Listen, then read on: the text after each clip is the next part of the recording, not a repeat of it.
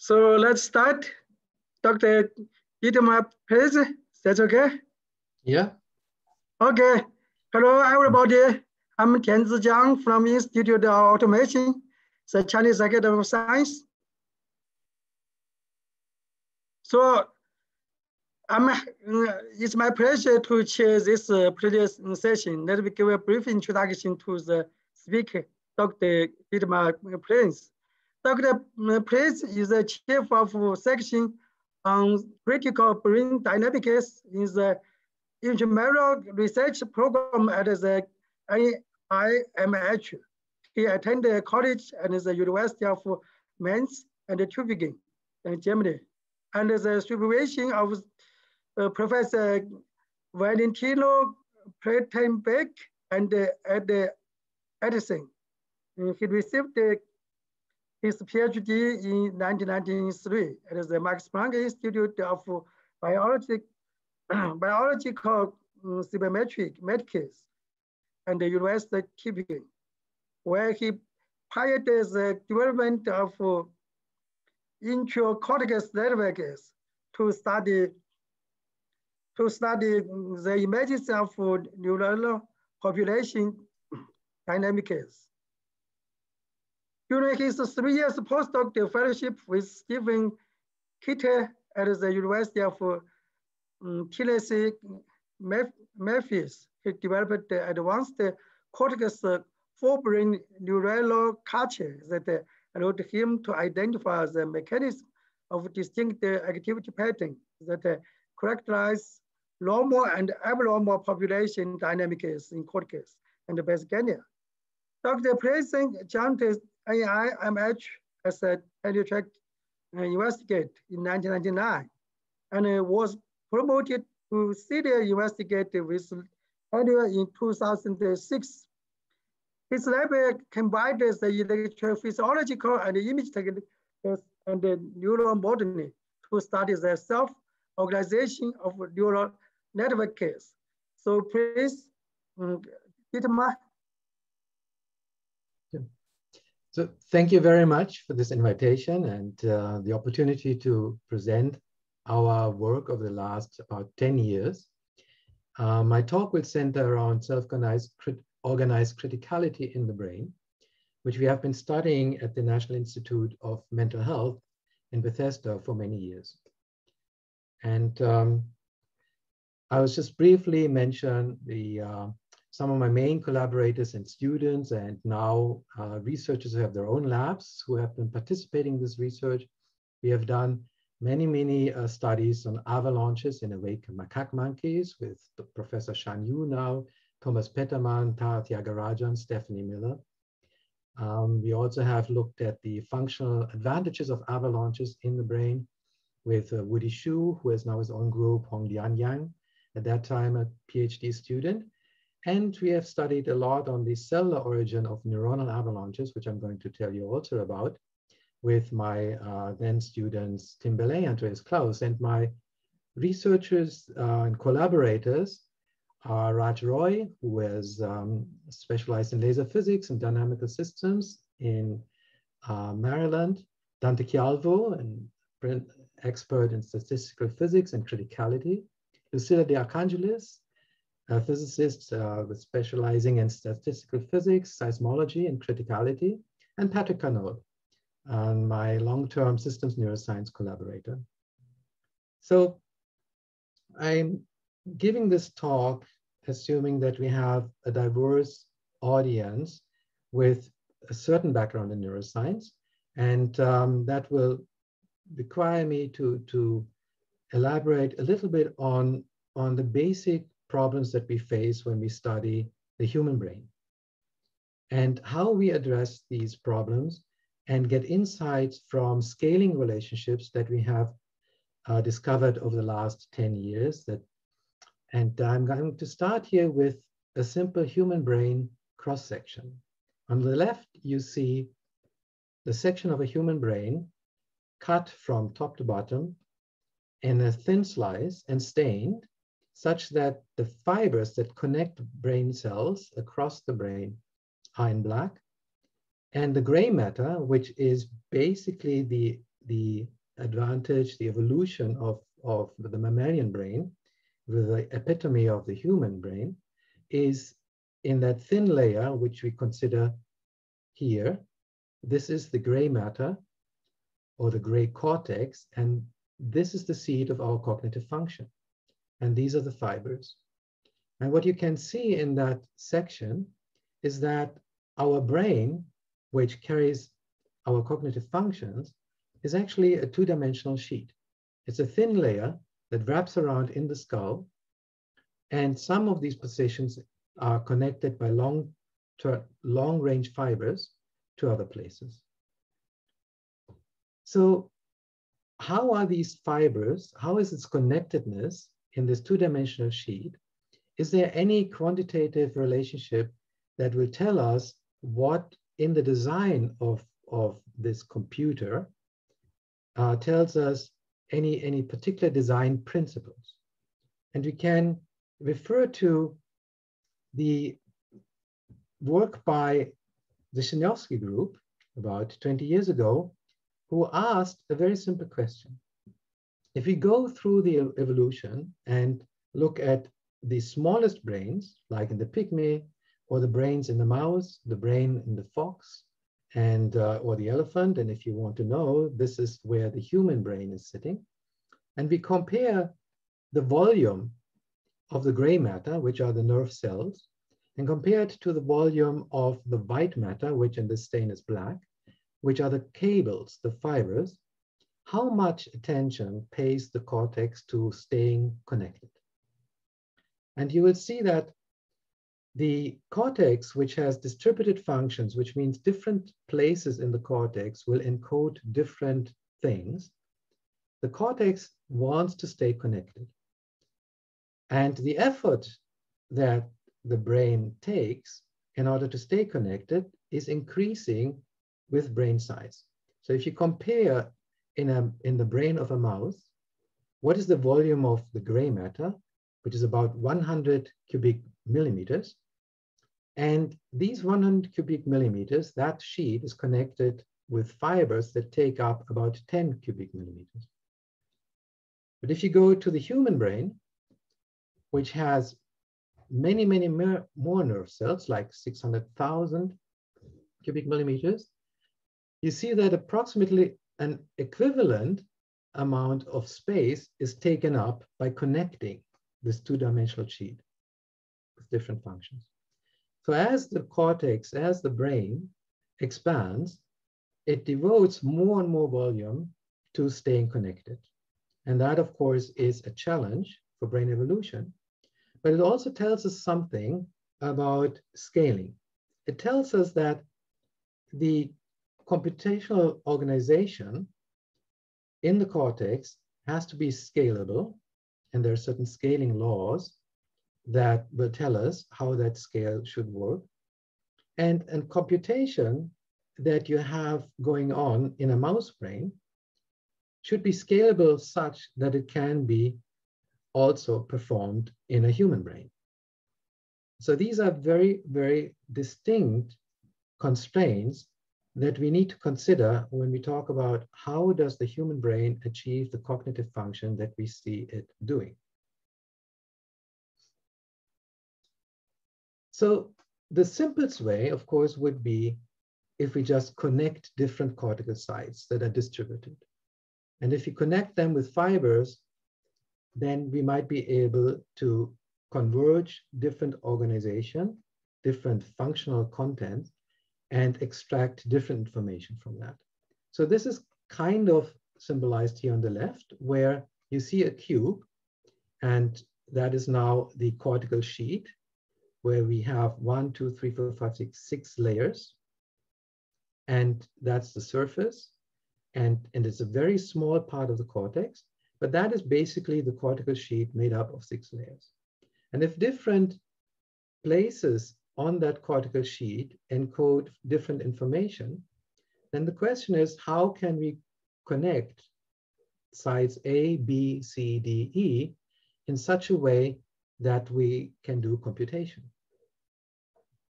The problem, though, what we have been trying to solve is, how do you connect sites with different information to achieve more complex information?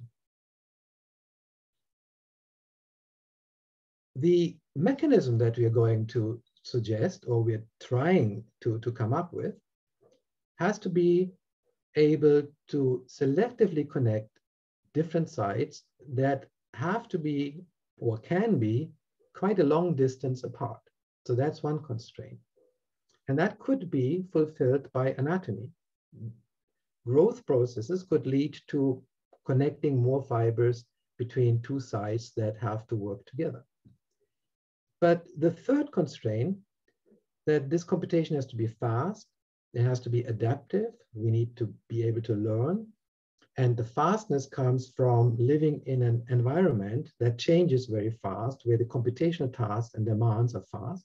That cannot be solved by connections alone. And the solution that we're suggesting, that this is solved by dynamics. But the dynamics that is running on these networks in these two-dimensional sheets. And what kind of dynamics could possibly solve that? The dynamics has to be scalable. As I pointed out, in evolution, brains grow. They still have distributed functions, and they still try to stay connected. And what would be an appropriate dynamical solution? So just for simplicity, and some of you might already know these principles, I'm just going through a very simple thought experiment. Imagine you have 16 sites arranged on a grid, and you would study how activity or different sites can be connected on that grid. And each site can connect to its neighbors. So if you take a look at 4 sites and probe those in a physical realization, this site might just randomly connect to this one. This site might randomly connect to this site. This site might connect to these 2 neighbors, and this site might connect to these neighbors. So as we go through, and there's a certain likelihood of one local site connecting to its nearest neighbors, we get a physical realization of this experiment. And for most of you, this is very well known as a percolation problem. And we can ask, what is the state of connectedness on this grid by just looking at the distribution, the sizes of connected sites. And in this case, we have a connected cluster of size 5 sites, and connected cluster of size 2. So if you do this for a small grid, this is a very simple approach. If you do this for a much, much larger grid, you will realize that if there's a probability of making one connection with one of your 4 neighbors, so probability of 0.25, then one realization gives you a grainy cluster distribution that is an exponential size distribution shown here in this red line. And in the simple model, we know that this condition would not allow you to form long distance spanning clusters. So dynamics running in such a condition would just be local. It would really not be able to make distance spanning clusters. But as we increase the likelihood of making connections with your neighbors, there is what we call a critical probability to connect to your neighbors. In this case, is 0.58, where you suddenly see that instead of a simple exponential decaying distribution of cluster sizes, we see what we call a power law. So this is log-log plot. This is this cluster size that we observe, and that's the probability of observing a cluster of size 1, 10, 100, or even larger. And here we suddenly have a situation that's much more promising for our problem with the brain. We will have clusters that are really, really large, which means there are many, many sites involved, and they form long selective connections between sites that are connected, while some of these connections are extremely selective. They belong to one cluster, but not to another cluster. So that would be a solution to the issue that we want to be selective as well as distant spanning. And of course, what you also know, if you then increase the likelihood of forming connections, then what you get is a giant cluster very quickly. And in this case, what we still have is distant spanning clusters, but we have lost the selectivity. So given that we want to select different subfunctions to make more complex functions, this middle part would be a much more appealing dynamical scenario for brains. How do we now how can we measure this in the real cortex? So what we did, we basically mapped the task into a real brain. We went into the cortex, to the cortical surface. So everything that I'm talking about is measured in these superficial layers, layer 2 and 3.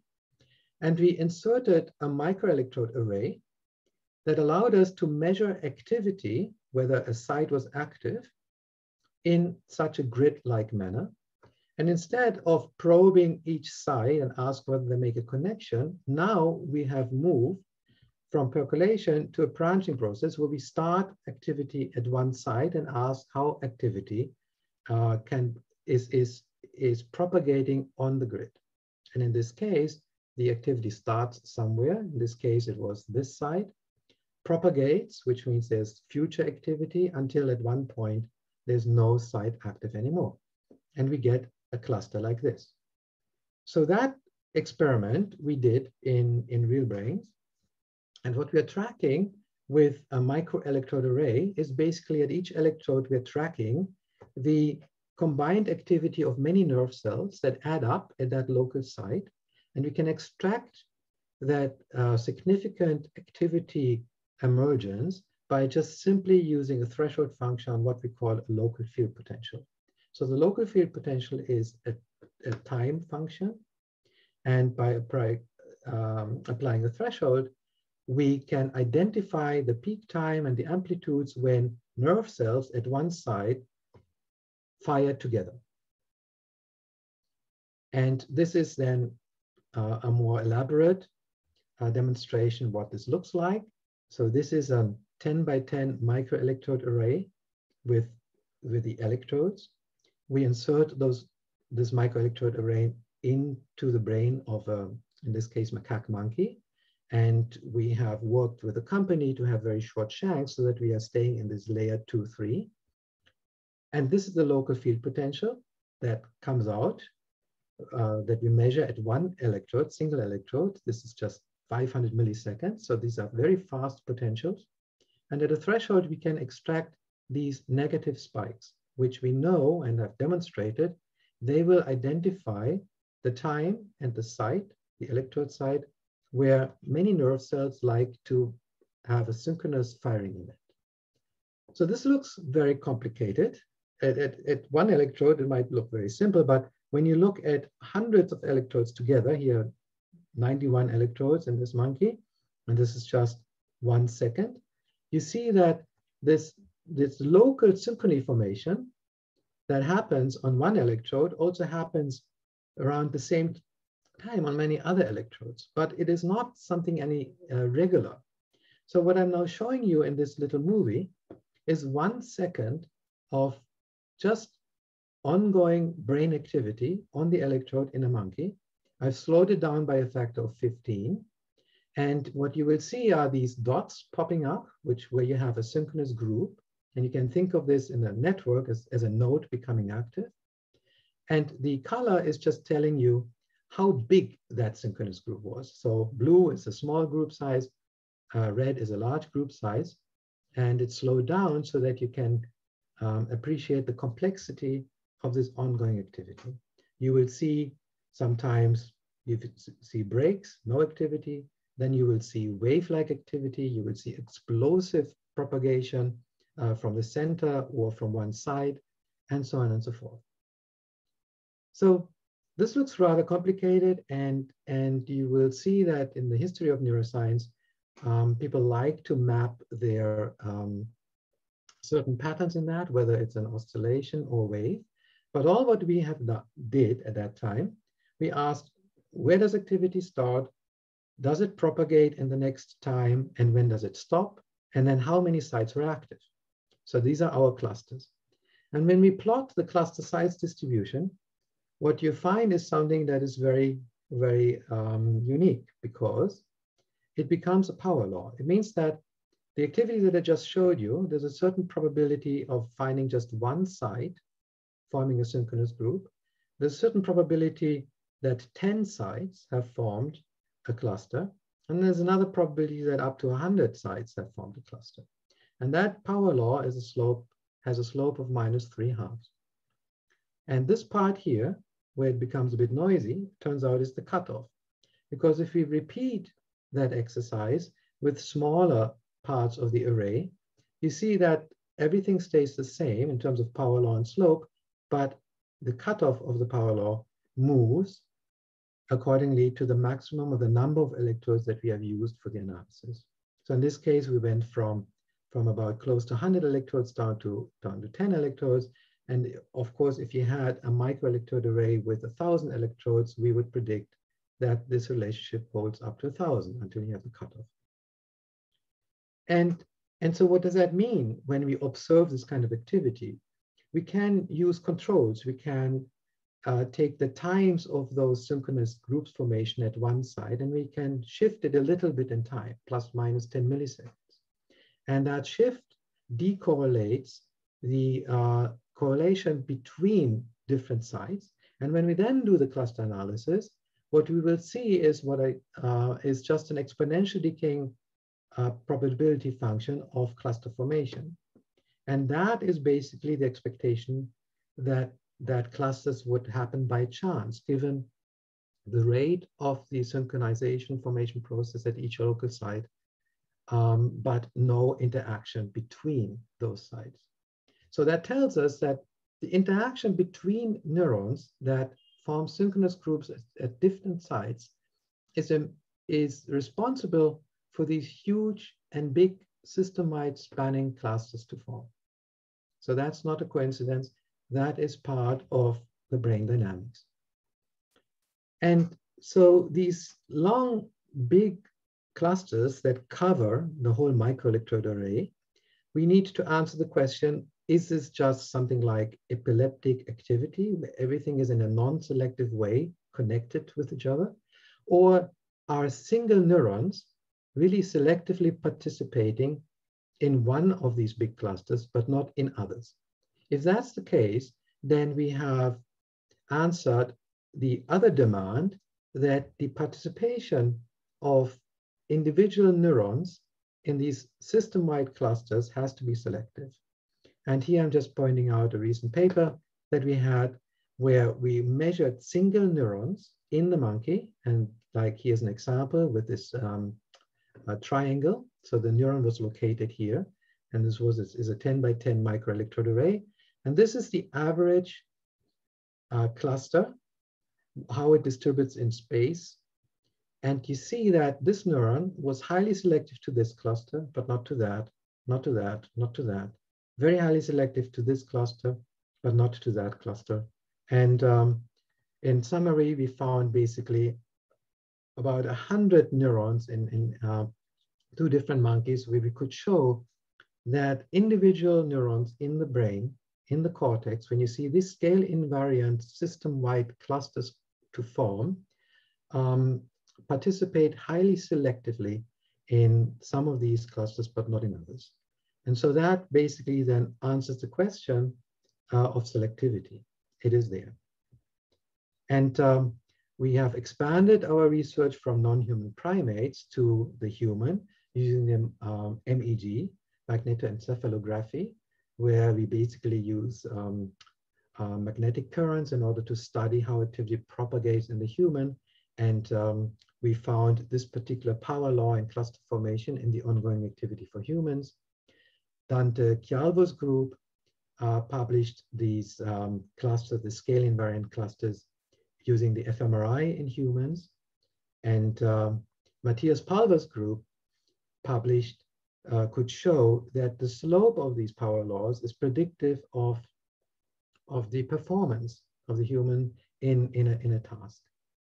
So at this point, we consider this scale invariance a very robust measure that characterizes ongoing activity, spontaneous activity, but also activity during performances in humans, in monkeys, in the mice, at all scales that I've shown you in the first slide, where I demonstrated the scaling in cortex evolution. And that has inspired a new form of computation.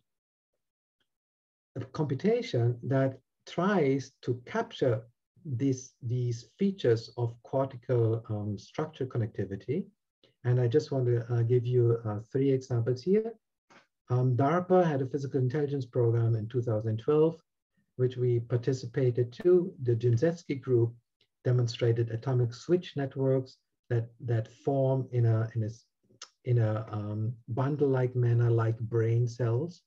And when they recorded from those atomic switch networks, they found scale invariant features and distributed activity. And they use these networks to study similarities to cortical computation. In Malibu, there was a synapse chip. This basically tried to implement in analog computing an instantaneous kind of simulation of the power law activity in cortical networks we described. And recently, you have the group by Brown in New Zealand who tried to use the neural avalanches, what we called it, and this approach to self-organization into a scale invariant dynamics to study new ways of computation.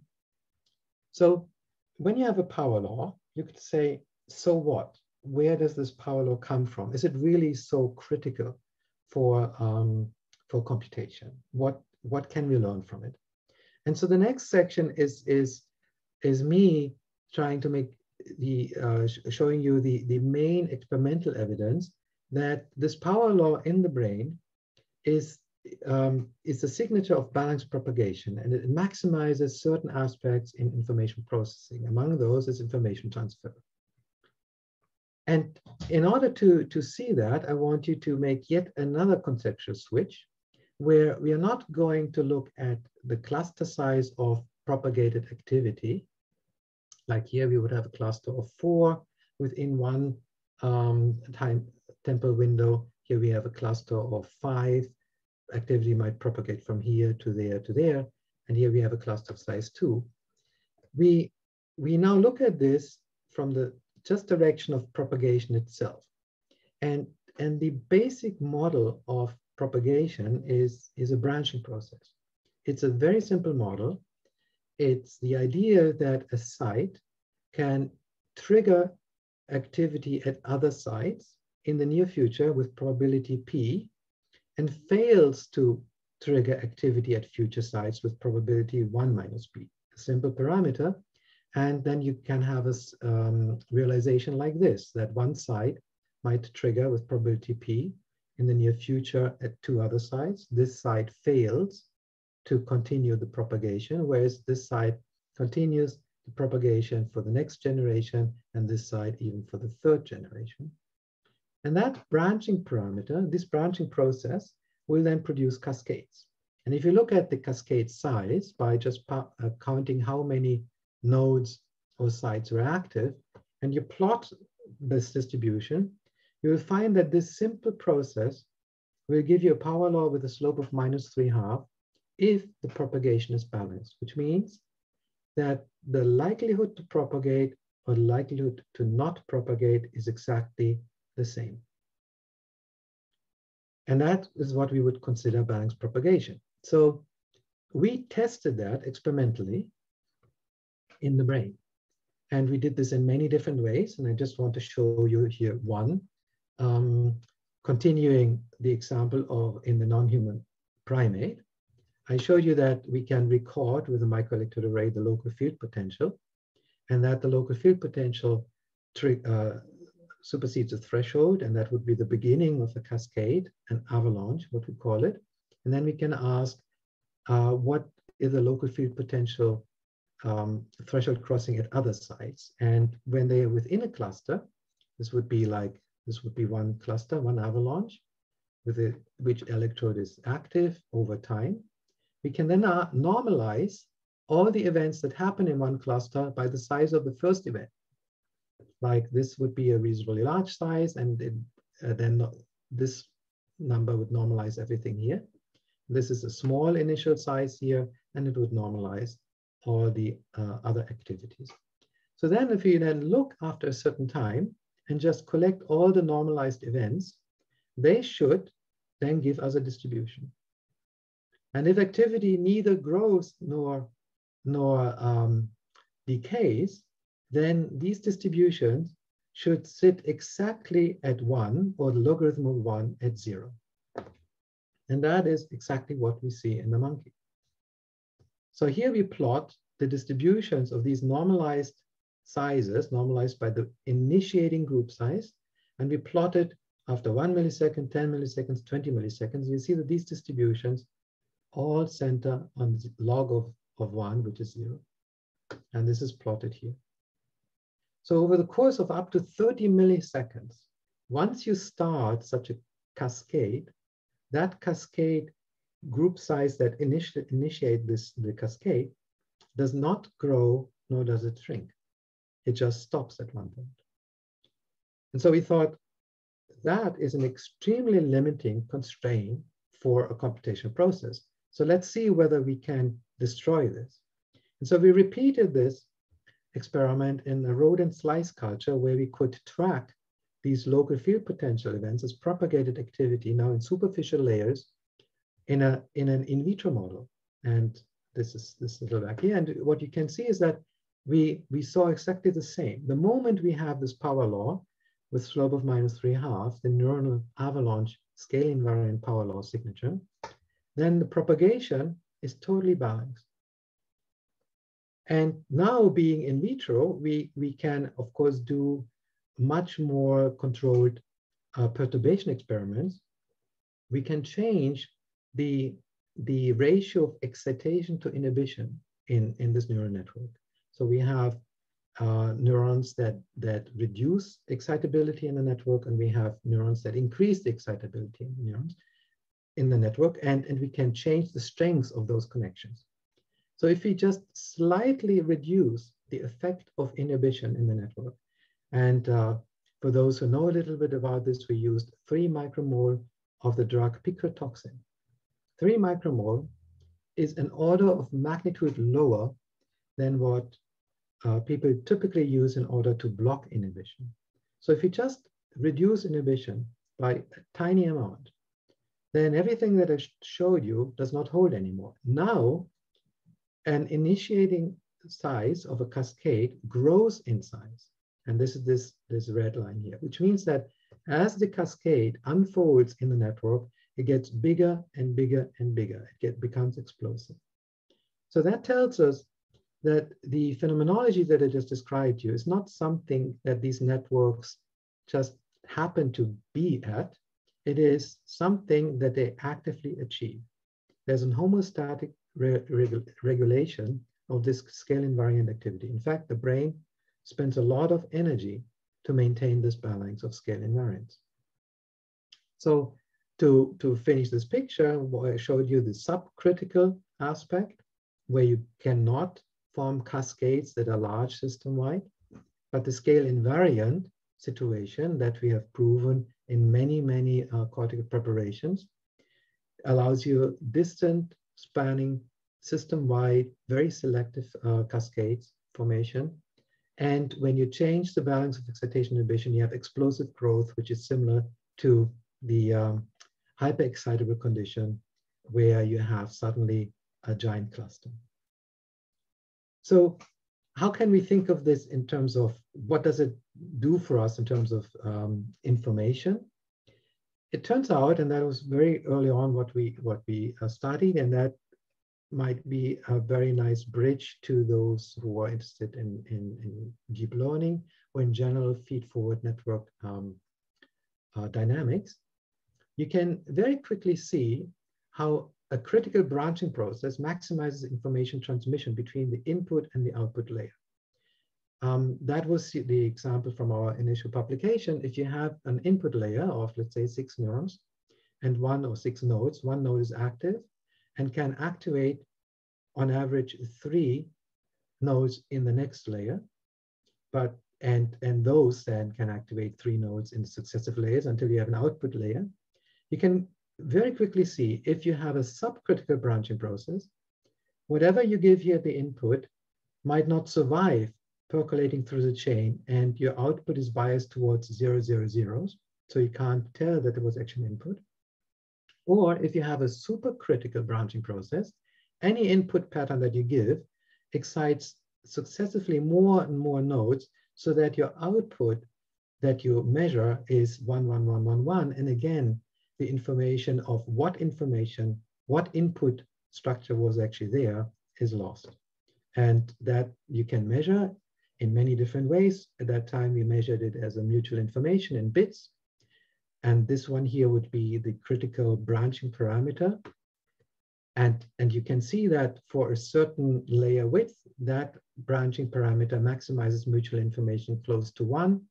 And if you actually expand your layer width, that peak approaches 1 very, very precisely. And so that was our suggestion, why we see this kind of phenomenology in the cortex and what good it could do. It maximizes transmission of information in a recurrent network if that recurrent network is able to establish a dynamic feed-forward structure.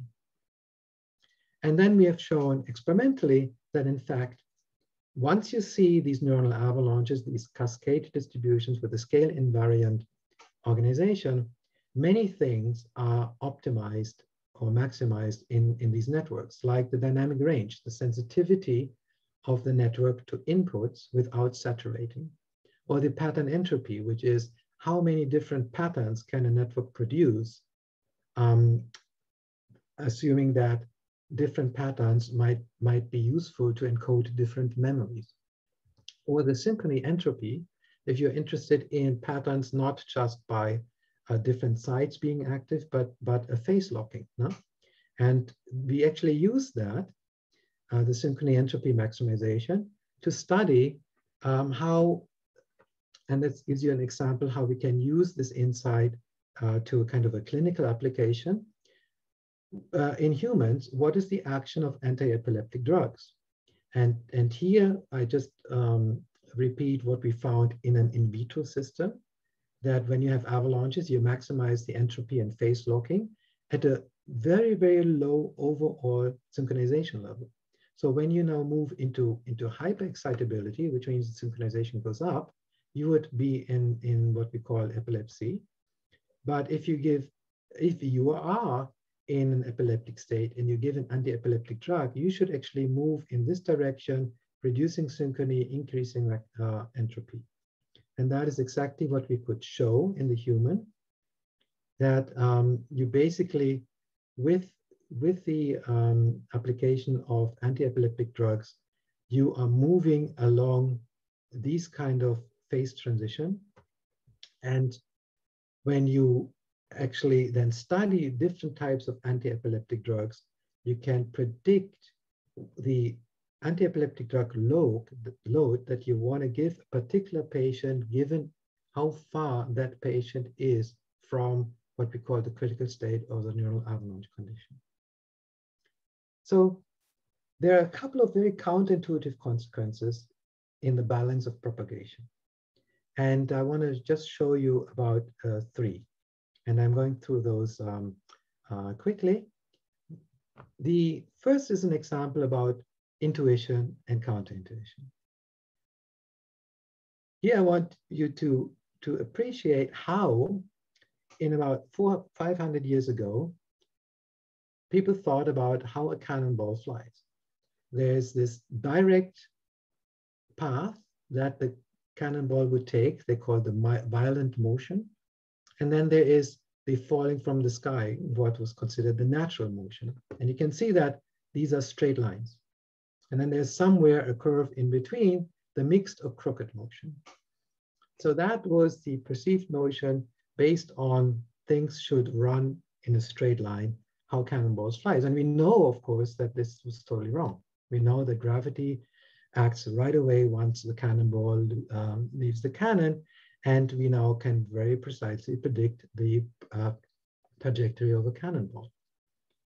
But it took a long time to move away from these idealized ways of how we think things should happen. So here I'm giving you an example of avalanche or propagation on a network. There, this is from Gleason-Durrett, Nature Communication. They have simulated the cascade formation on a network that is subcritical. And what you can see here is just the number of nodes that are being active as a cascade unfolds on a network, and how many nodes are still active or as the activity survives up to 80 time steps. So here the common idea is that in order for a cascade to propagate on a network and to survive for a long time, like 80 time steps, you have to start with a very strong impetus. You have to have a strong initial condition. And of course, if you don't have that, you die out much quicker. So if you normalize these three curves to 1, you will see that in order to survive for a long time on the network, so this is now normalized to 1, and this is normalized by the total time the cascade survives on the network, long-lasting cascades will peak early and then peter out slowly, whereas short-lasting cascades, they don't get this much initial acceleration. They will reach peak later and then die out. So that is our idea how one should propagate on a network. Now, once you are at the critical point, things look very different. Once you're critical, where you are balanced, that there's the likelihood of continuation and not continuing is equal, those shapes look very different and they can be collapsed in a very precise way. So this is now an example of a cascade in a critical dynamics. It basically reaches peak later and survives for up to 80 steps. This is a cascade that survives for 40 steps, and this is for 20 steps. If you now do this scaling relationship, you scale the overall number of peak number of nodes that are active at one point, use that to scale it to 1, and you divide this by the total duration of the cascade. You see that all curves fall on top of each other. That is a very powerful prediction for critical dynamics. And it is counterintuitive because it doesn't matter how much oomph you give for a cascade to form on the network, it basically has the same shape. It does not peak earlier, and so on. So we studied this in the monkey. We asked the neural avalanches, the cascades that I showed you, if we break them up in time, which means we ask how many electrodes were active as the cascade unfolds, what is the shape? What is the shape of the spatial expansion and collapse over time? And in order to do so, we actually had to combine millions of cascades or avalanches. And we did this in 4 non-human primates. And my collaborator, Shan Yu, who's now a professor in China at the Institute of Automation, was heavily involved in this, doing this postdoc, and Stephanie Miller, my graduate student.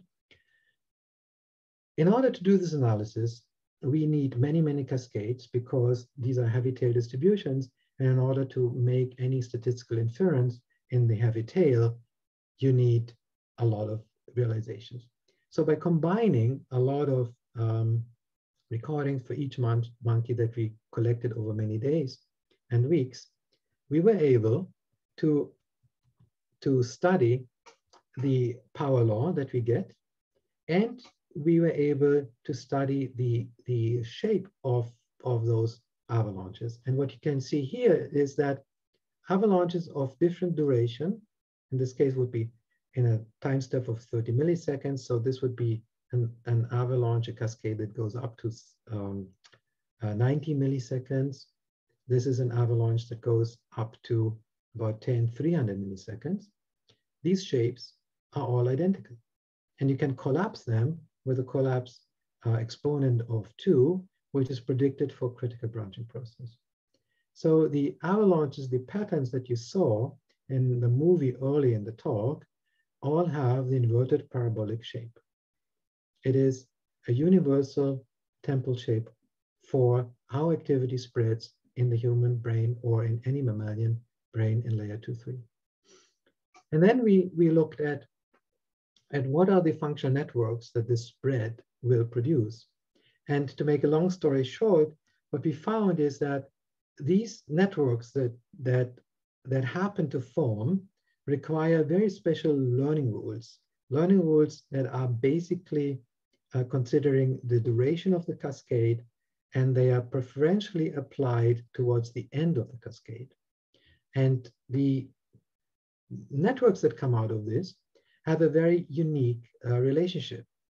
The question that we asked at that time was, in these functional networks, where do you have those strong links between nodes? And if you think about what we typically consider small world networks, where you have a lot of local clustering and then a few long-range links that we consider pull the diameter of a network together, these arguments are within a topological framework. So those links don't have different weights.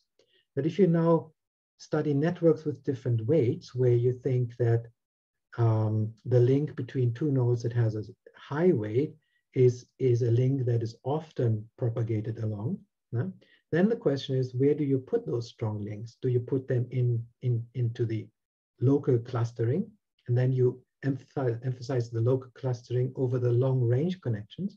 Or do you put these strong links into the long-range connections, making basically highways, but then you basically, again, bias your small world topology in a certain way. And of course, if you put strong links everywhere, then you're back at a topological argument. So where are those strong links in these networks? And what we found is that strong links are preferentially between nodes that have many, many common neighbors. And we consider those, we call those integrative networks, and could calculate what is the excess link clustering as a function compared to a randomized degree preserving network. And that excess clustering is preserved in those cortical networks over many, many, many months. It's very unique. It's very stable, despite individual links changing their weights. And when you then prune these networks in order to understand whether they stay together, they don't fall apart if you start pruning from the weak links first. You can prune up to 70 to 80% of the weak links in these networks, and they still have an excess high clustering. Whereas if you start pruning the strong links, these networks fall apart right away. So up to this point, I was talking about clusters appearing in time, evolving on the network, and that was it. The typical model that we have to study these clusters, the branching process, does not give us any rule how successive clusters are related. But in fact, they are highly related with each other. They are related in such a way that one cluster triggers new clusters. So in the same way that one electrode forms a synchronized group or monitors a synchronized group, and that triggers the formation at synchronized groups at near future sites, the same holds true for the cluster itself. And we measured that. So I'm just skipping over that. I'm just telling you that the size of the amplitude of the local field potential tells us the group size in terms of neurons. But this is the finding that we first had. What I showed you, the way we identify significant local events, we introduced a threshold. And so the argument was, because you're using a threshold that is a parameter you choose, how robust is your finding as a function of threshold? And we found that the threshold itself really doesn't have a big role.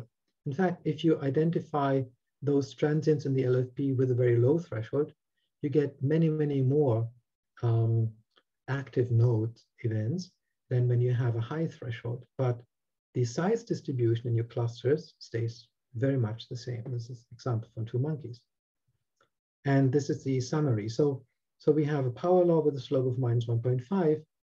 Even if we increase the threshold, let's say from 1 standard deviation of the fluctuations to 4.5 standard deviations of fluctuations, and the total number of events that we measure in the system drops by 4 orders of magnitude. How can that be? And the answer is that what I described as a cluster, and I treated it as something like this, actually spawns future clusters like these, and these, and these, and these, and these. And so if you use a high threshold, you might only identify the size relationship between these big and middle-sized clusters. If you lower your threshold, you also include the size relationship between these clusters, and so on and so forth. So the threshold invariance is already an indication that an avalanche triggers future avalanches, similar to what we know in earthquakes. And so Lucilla De Archangelis, who was a professor in seismology in Criticality in Italy, she put this on more quantitative terms. She asked, if we observe an avalanche or a cluster of a certain size, what is the likelihood that the near future cluster is a bit smaller than the one that we just observed? So if the current cluster we observe is something like a main earthquake, what is the likelihood of an aftershock, and the aftershock being a bit smaller? And this describes, these are the functions that describe this for the brain. And these functions are all positive. And these are the functions that describe it for epilepsy, and they are negative, which means in a normal brain that shows neuronal avalanches, the likelihood of the next cluster is a bit smaller. The next cluster is going to be more likely to be smaller, whereas in a brain that is dominated by seizure, the likelihood of the next cluster is going to be larger, is the case. And so at this point, I only showed you how the criticality hypothesis allows you to think of maximizing information transmission. The transmission or the diversity of patterns that you form is not necessarily the act of computation.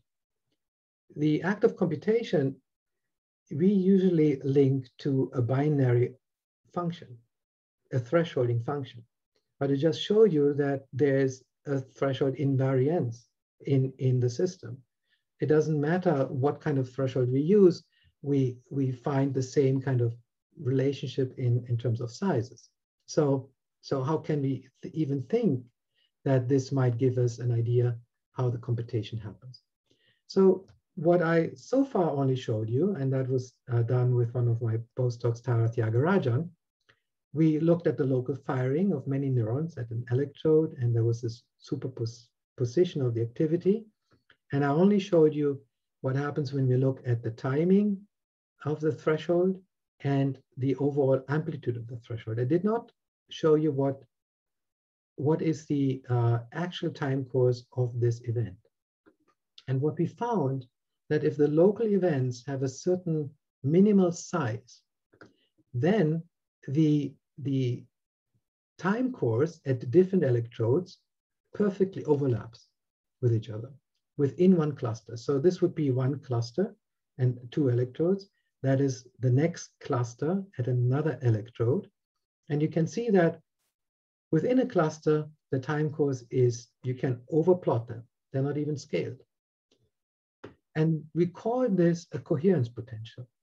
If we ask what is the similarity in time course within a cluster as a function of the threshold that we apply in order to extract significant events, you see for the first time in these scale invariant dynamics, a sigmoidal function, which means that the similarity within a cluster suddenly jumps to a very high level if the local synchronous group that forms has a minimal certain size.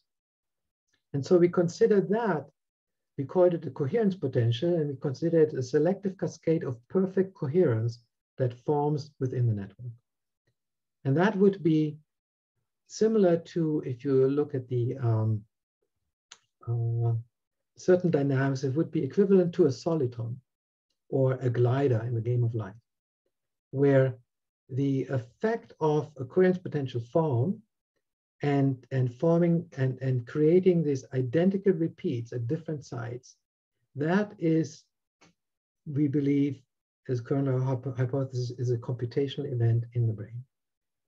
And that is similar to information propagation, because whatever has formed locally is now propagated exactly the same way at distant sites. And we could also show that the local field potential, that waveform that forms here, provides a particular sequence of firing of neurons at this site, and that sequence of firing is repeated with a certain delay at other sites. So that would be the prediction as the core of the computation. And what we have done so far, or what we've done over the last 10 years, we built up new experimental systems where we are trying to identify the cellular mechanisms of these particular dynamics. And this is a quick summary here.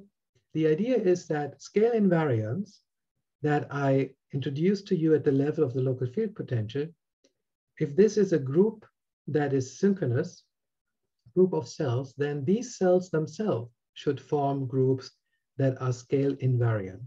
That synchronization at the local electrode level should already have a scale invariant organization. And we showed this by now to photon imaging. We express a certain protein in pyramidal neurons in the brain, particularly only in layer 2-3, which is shown here. And these are just magnifications of these neurons. And now we can do the same analysis that we did at the electrode array level with individual neurons. Instead of asking whether an electrode, local electrode shows a certain minimal activity, we are asking, is a nerve cell firing an action potential? And then we string those action potentials across different nerve cells together. And we show here that in fact, they show these neuronal groups that form spontaneously or in response to sensory processing show exactly that power law. And if you change the balance of excitation inhibition, you get this bimodal distribution, either local activity or totally synchronized system-wide activity. And we have done this in vitro as well as in vivo. This is an example of a rat where we expressed these proteins in pyramidal neurons. So that would be the cortex surface. This is a pyramidal neuron with its dendrites. This is the imaging plane. We can optically dissect. This is then what it looks like. Now, the microelectrode that I showed you in the monkey would cover this much. But now we are looking at the network that is around that microelectrode. And here you see in these dots, these are individual neurons. And if we start this is just spontaneous activity, how these neurons fire. And similar to what I showed you with the monkey, how these clusters form, now we can do this analysis at this level of the single neuron. And here I can show you that in the awake state, these neuronal groups that form, this is from 10 animals, show this scale invariant cluster size distribution. And when we anesthetize the animal, that goes away. Anesthesia in this case changes again the balance of excitation inhibition, and the scale invariant activity is gone. So that allowed us to show that the neuronal avalanches that I showed you are linked to superficial layers in the cortex, that two-dimensional sheet that I introduced you to at the beginning. And it is describing how individual nerve cells interact at all scales to form scale invariant selective clusters. And so to summarize, I introduced the concept of scale invariance, selectively propagated activity using a simple percolation idea, very well known in physics. I showed you how the scale invariant power law is actually leading us to the concept of balanced propagation, and how balanced propagation can be understood that it maximizes information properties, in this case, information transfer between an input layer and an output layer. And then I showed you that in the balanced propagation at criticality, certain non-intuitive things happen, like the way one cascade forms, it shows a universal temporal shape, independent how long that cascade is percolating on the network, which gives you a collapse function with a certain exponent. That's important to discriminate between different generating models. And how a single cascade or a single avalanche is never coming alone. It is basically part of a sequence of avalanches where the highest probability is that as a cascade starts, successive intermittent cascades that emerge will be of a smaller size until the process stops. And how embedded in these cascades of different sizes, there is the coherence potential, which are cascades that have a minimal initiating size at a local site, and where precision in the time is copied across space. And I gave you some insight how we can move between these different scales with different experimental preparations using microelectrode arrays in the monkey, MAG in the humans, and down to genetically encoded calcium indicators that track action potential firing in individual cells that we can track with two-photon imaging. And with that, I want to thank you for your attention and open the Q&A session. Okay, thank you very much for this very interesting talk. So, because I have to leave, I will hand the last part for the open discussion to Li. So, in fact, I have one question about this. This is very interesting, especially you talk so much about the average and also the power law. So this is also very popular, especially for neural avalanche. So do you think this kind of principle have any inspiration for in future's brain-inspired computing system design? So this is my question. I'm not sure if it's clear. Yes, so the neuronal avalanches have inspired a new way of computational design. I mentioned the Grimshavik atomic switch networks, where they basically did the following. They grew silver chloride fibers in a medium, and wherever those silver chloride fibers crossed, they could make this a connection, a synapse. And when they added now activity to this grown silver chloride fiber meshwork, they could see how activity is spreading in that network, and they could read it out in many different sites. And they took advantage of exactly that kind of balanced propagation, where activity has to propagate in the network in order to reach its output. And if not, you could not use it for computation. Okay, thank you. So in fact, another question, I'm not sure if you can see the overchat. I cannot see it, yeah. Yeah. So, they said there's a lot of response described is very long. So maybe you read it and then give a brief answer this question. So they said the out of response describe a rich crop of the brain regions of relative high portions of long-range connection. Your work seems explain this well across the scales. Yes, so Ola Spons described rich club of the brain. Let's start with this question. So the rich club was more, there are many different definitions of rich clubs, but it started with hubs. So that a node that has many, let's say outgoing links will connect preferentially with other nodes that have a large degree. And that was the rich club finding, and this can be expanded to different properties in networks. This is not a rich club, what I've described, because the number of common neighbors is normalized by the total number of neighbors in these two nodes. So that principle is holding for nodes of any degrees.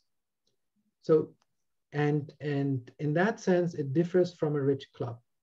It is a true clustering relationship that just describes the relationship between two nodes that are connected. Okay, and so there's another question. Yeah.